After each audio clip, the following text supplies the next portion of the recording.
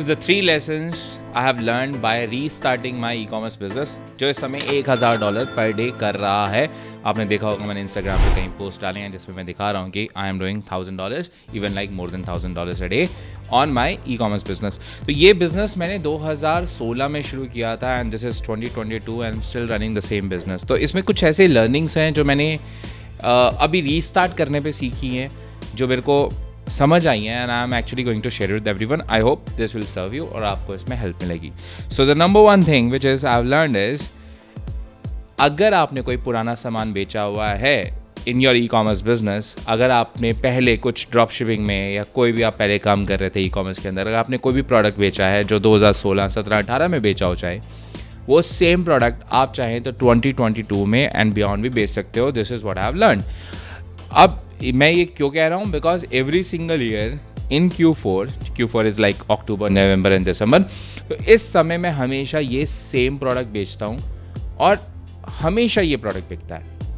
इसका मतलब ये नहीं है कि सिर्फ Q4 में ये प्रोडक्ट बिकता है. इसके अलावा जो मैंने ये प्रोडक्ट्स बेचे हैं 2016 में, लेट्स सपोज मैंने 5 प्रोडक्ट्स लॉन्च किए थे. जनवरी में कोई किया होगा, फरवरी में कोई किया होगा और जून में कोई किया होगा. जो ड्रॉप शिपिंग इंडस्ट्रीज हैं दे नो कि they do a lot of launching. तो अगर वो प्रोडक्ट लास्ट ईयर या वे बिफोर दैट या मे बी 2016, 17, 18 किसी भी साल में अगर वो बिके हैं आपके, अगर वो प्रोडक्ट आज भी वो काम करते हैं जो प्रोडक्ट पहले काम करते थे, जो कि ऑब्वियसली हर केस में होगा, then you can still sell the same product.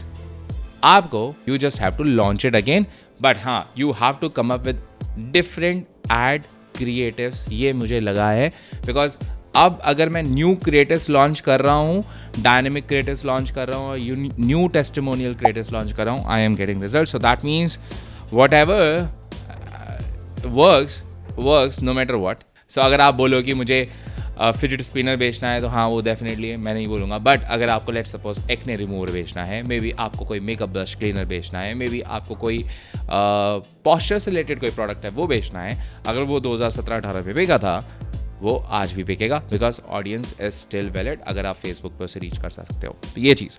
दूसरी चीज़ जो कि मेरे फर्स्ट पॉइंट में मैंने मेंशन किया है, ओल्ड टेस्टिमोनियल्स. अगर आपके पास पुराने अपने प्रोडक्ट के टेस्टिमोनियल्स हैं, that is a gold mine. Because मेरे पास इस समय 500 से ज़्यादा टेस्टिमोनियल्स हैं अपने प्रोडक्ट के, and I am just reusing those testimonials and every single time I am using a new testimonial, it is working for me.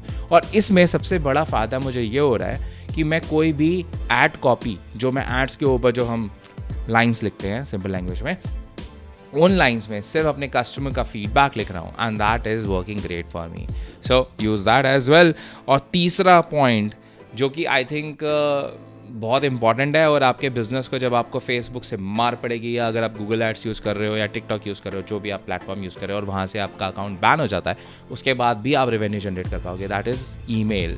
So last month मैंने अपनी ईमेल मार्केटिंग के through, just from my existing customer, जो last year भी मेरे customers थे और जो current अब कस्टमर्स जुड़ रहे हैं उनके साथ भी, इन लोगों को just by sending emails I am able to generate $2700 के आसपास का रेवेन्यू, जिसमें $1800 प्लस मेरा प्रॉफिट निकल के आता है. येस्टरडे इटसेल्फ मैंने दोबारा से एक ईमेल सेंड करी जो कि 5500 के आसपास एक्टिव लोगों को जाती है, जिसमें से I have generated $200 profit from that email. That's it. So I would say अगर आप इन 3 पॉइंट्स पे फोकस करो तो you can restart your ecommerce business, जो आपने पहले कभी रन किया था और आप सोच रहे हो कि क्या मैं उसे 2022 में दोबारा शुरू कर सकता हूँ या 2023 में शुरू कर सकता हूँ. So this is what I have learn.